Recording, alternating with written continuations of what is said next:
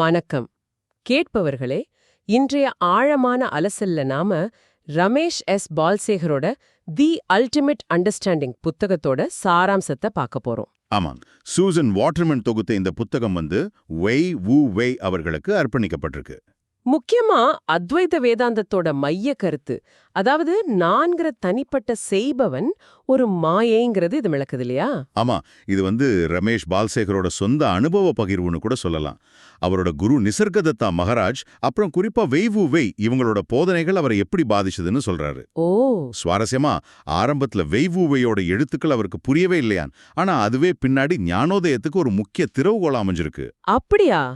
சரி, புத்தகத்தோட நோக்கம்னு பார்த்தா, நான் ஒரு தனித்த செய்பவன் அல்லது அனுபவிப்பவன்கிற எண்ணத்திலிருந்து முழுசா விடுபடுறது, இதத்தான் இறுதி புரிதல்னு சொல்றாரு இல்லையா?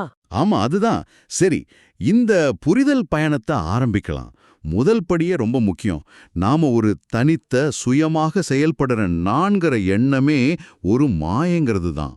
அத்வைத அடிப்படையே அதுதானே. ஆமா, சார்பு நிலையில, அதாவது ரிலேட்டிவிட்டியில நாம பார்க்கிற எதுவுமே, படைப்பு, அழிவு, நல்லது, கெட்டது, எதுவுமே உண்மையில நிலைச்சு நிக்கிறதில்ல. எல்லாம் தோன்றி மறையிற தோற்றங்கள் தான்.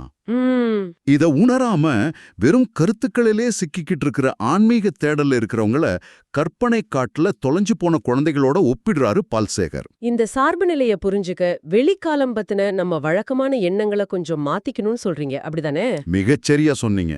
பால்சேகர் பார்வையில வெளிக்காலம்ங்கிறது வெளியில இருக்கிற ஒரு பொருள் இல்ல, அது ஒரு கருத்து, ஒரு கான்செப்ட். ஓ, கான்செப்டா?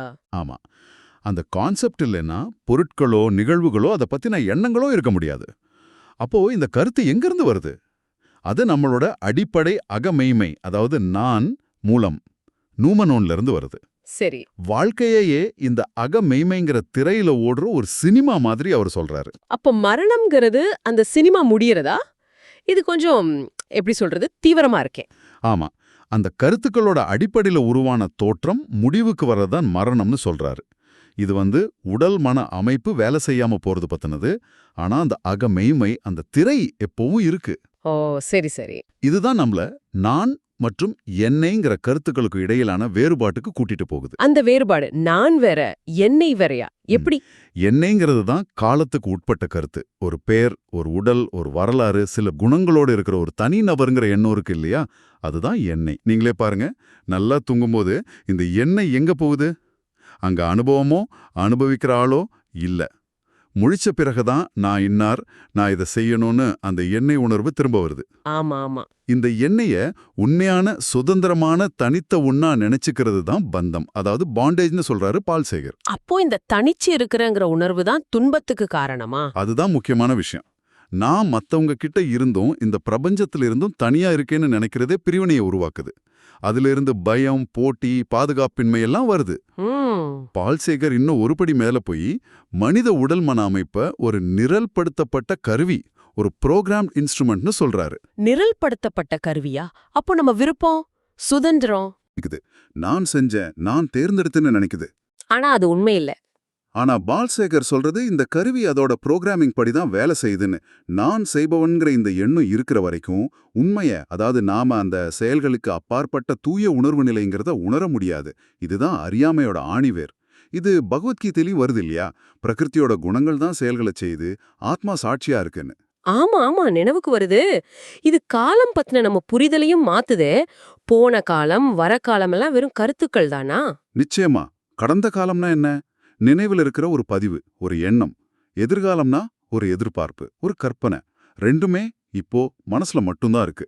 சரி. நிகழ்கணம் நாம சொல்லும் போதே அது ஓடி போயிடுது. அப்போ உண்மையில இருக்கிறது என்ன? அது இருப்பு, பிரசன்ஸ். இது காலமற்றது, இன்டெம்போராலிட்டி. எந்த கருத்தும் வர்றதுக்கு முன்னாடியே. ஆமா, எந்த கருத்தும் உருவாகிறதுக்கு முன்னாடியே அந்த அடிப்படை இருப்பு இருக்கு. அதைத்தான் நான் இருக்கிறேன்னு சொல்றாங்க. அந்த இருப்பு தான் நம்மளோட உண்மையான இயல்பு. அப்போ காலம்ங்கிற உணர்வு எப்படி வருது? நாம எல்லாரும் நேரத்தை அனுபவிக்கிறோமே. பால்சேகர் சொல்ற மாதிரி கணங்களை உன்னோடொன்னு சேர்க்கும்போது தான் காலம், டியூரேஷன்ங்கிற உணர்வு வருது. இது முழுமையான காலமற்ற மனச, ஹோல் மைண்ட, கடந்த நிகழ் எதிர்னு போற பிளவுபட்ட மனசா, ஸ்பிளிட் மைண்டா மாத்துது. ஓ, இந்த பிளவுபட்ட மனசுல தான் என்னைங்கிற தனிப்பட்ட ஆள் உணர்வும் வலி, சந்தோஷம், விருப்பு வெறுப்புன்னு எல்லா இருமைகளும் வருது. நல்ல தூக்கத்துல என்னையும் காலமும் இல்லாததால இந்த இருமைகளும் இல்ல பாருங்க. ஆமா, காலம்ங்கிற கருத்து தான் பந்தத்துக்கு காரணம்னு சொல்றீங்க. அது என்னைங்கிற எண்ணத்தோட ரொம்ப நெருக்கமா இருக்கு. சரியா சொன்னீங்க. சரி, நான் செய்பவன் இல்ல, காலம் ஒரு கருத்துன்னா, ஞானோதயம் அல்லது இறுதி புரிதல்ங்கிறத எப்படி அடையறது?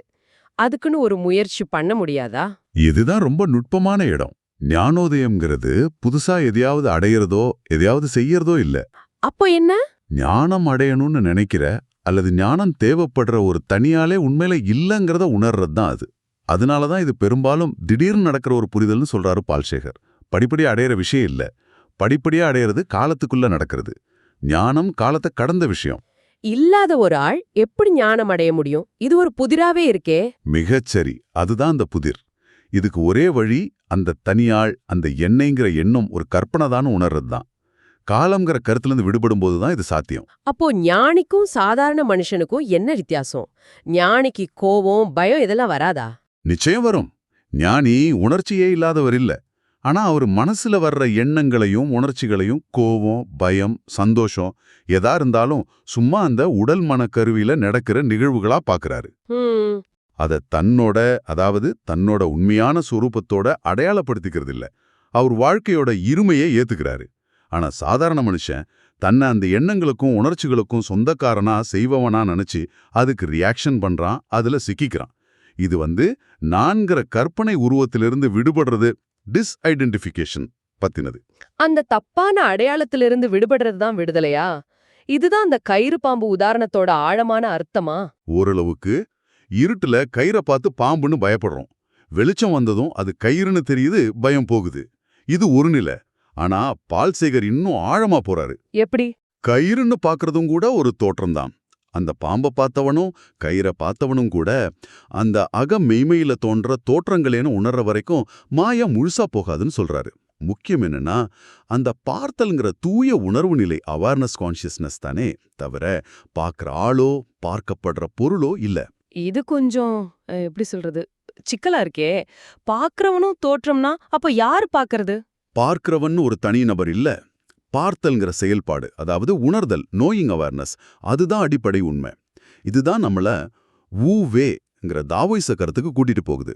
அதாவது தன்னிச்சையற்ற வாழ்க்கை, நான் வாலிஷனல் லிவிங். வேணா எதுவும் செய்யாம சும்மா இருக்கிறதுன்னு அர்த்தமா? இல்ல, அது ஒரு பொதுவான தப்பான புரிதல். வேனா சோம்பேறியா இருக்கிறதும் இல்ல, அல்லது நான் தன்னிச்சை இல்லாம இருக்க போறேன்னு ஒரு செயலை செய்யறதும் இல்ல. அப்போ அதுக்கு பதிலா வாழ்க்கைங்கிறது நம்மால செய்யப்படுறது இல்ல, அது தானா நடக்குது அல்லது வாழ்விக்கப்படுகிறது. Life happens, life is being லிவ்ட்ங்கிறத ஆழமா புரிஞ்சுக்கிறது. ஞானி வாழ்க்கையோட ஓட்டத்தை தடுக்கவோ மாத்தவோ முயற்சி பண்றதில்ல. அது இயல்பா நடக்கிறத அனுமதிக்கிறார். எல்லாம் பிரபஞ்ச நியதிப்படியோ இல்ல கடவுள் சித்தப்படியோ நடக்குதுங்கிற புரிதல் வருது. நான் செய்யறேங்கிற அகங்காரம் அல்லது அந்த பாரம் இறங்கிடுதுன்னு சொல்றீங்க. சரியா சொன்னீங்க. தனிப்பட்ட செய்பவன்கிற எண்ணம் போகும்போது அது கூட வர்ற பொறுப்பு, பதட்டம், குற்ற உணர்வு மாதிரி பாரங்களும் இறங்கிடுது. இதுதான் உண்மையான சுதந்திரம்.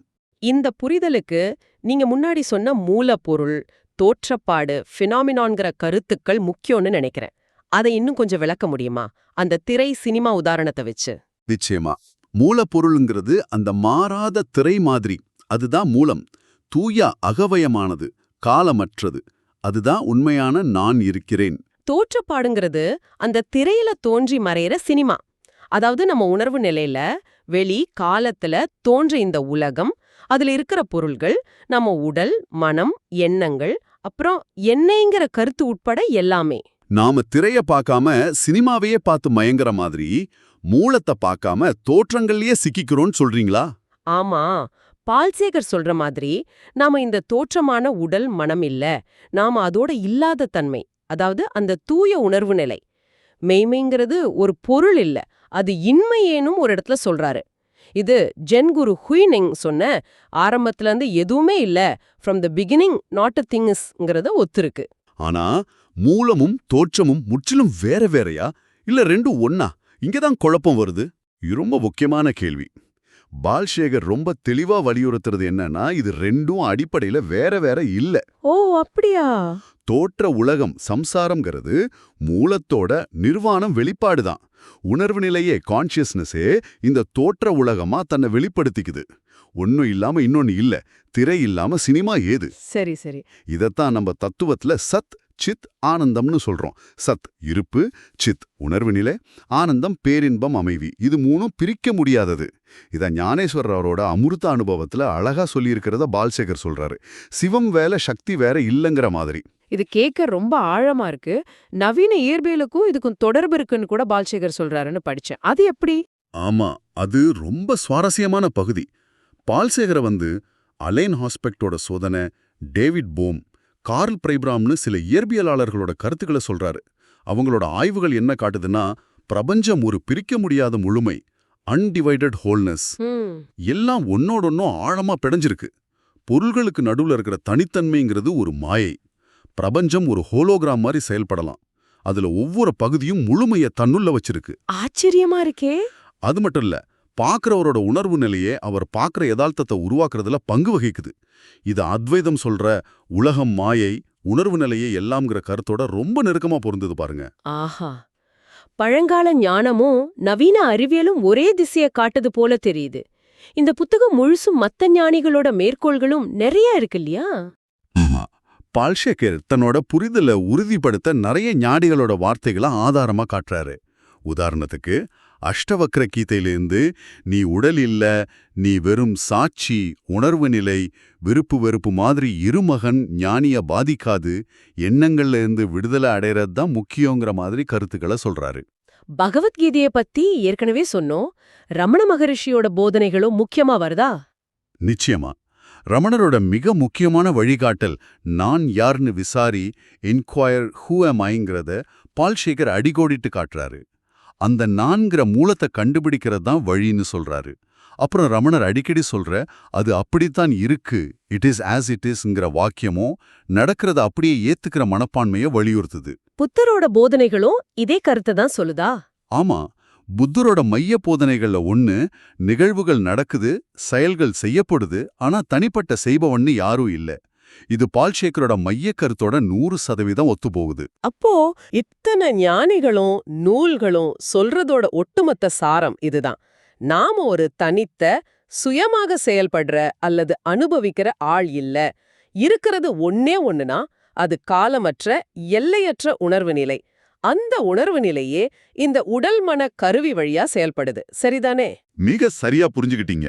இதுதான் இறுதி புரிதல். பந்தம்ங்கிறது உடல் மனம் இல்ல, நாம ஒரு தனிப்பட்ட செய்யபவன்னு நம்புற அந்த மாயை மட்டும்தான். சரி, இதெல்லாம் தெரிஞ்சுக்கிறதுனால உங்களுக்கு, அதாவது இத கேக்குற உங்களுக்கு என்ன பயன்? இது நடைமுறை வாழ்க்கைக்கு எப்படி உதவும்? இதுதான் ரொம்ப முக்கியம். இந்த புரிதல் காரணமே இல்லாத குற்ற உணர்வு, பயம், வெறுப்பு மாதிரி எதிர்மறை உணர்ச்சிகள்ல இருந்து விடுதலை தருதுன்னு சொல்றாரு பால்சேகர். எப்படி? ஏன்னா நான் எதையும் செய்யலன்னா எதுக்கு குற்ற உணர்வு படணும்? மத்தவங்களும் அதே உணர்வு நிலையோட வெளிப்பாடுன்னா யார் மேல வெறுப்பு கொள்ள முடியும்? இது தன்னிச்சையா எதையாவது சாதிக்கணுங்கிற போராட்டத்திலிருந்து நம்மளை விடுவிக்குது. வாழ்க்கையோட ஓட்டத்தோட சேர்ந்து இருக்கிறத அப்படியே ஏத்துக்கிற மன அமைதியை தருது. ஏன்னா எல்லாம் பிரபஞ்ச நியதிப்படியோ இல்ல அந்த மூலத்தோட வெளிப்பாடாவோ நடக்குதுங்கிற ஆழமான நம்பிக்கை வருது. இது கேட்கறதுக்கே ரொம்ப விடுதலையா இருக்கு. சரி, கடைசியா கேக்குறவங்களுக்காக ஒரு சிந்தனையை தூண்டுற கேள்வியோட முடிப்போமா? ஓ, தாராளமா. நிறைய ஞானிகள் சொல்ற மாதிரியும் பால்சேகர் சொல்ற மாதிரியும் தேடுறவரே தேடப்படுற பொருள்னா, அதாவது நீங்க தேடுற அமைதியும் உண்மையும் நீங்களே தானா? இந்த உண்மை ஆழமா முழுமையா உணரப்படும் போது அந்த தேடல்ங்கிற விஷயத்துக்கு என்ன ஆகும்? தேடுறதும் தேடுறவரும் தேடப்படுற பொருளும் ஒன்னே ஆகிட்டா அந்த தேடலே அர்த்தமில்லாம போய் கரைஞ்சிடுமா? இத பத்தி நீங்க யோசிச்சு பாருங்க. இன்றைய ஆழமான அலசல் இதோட முடியுது.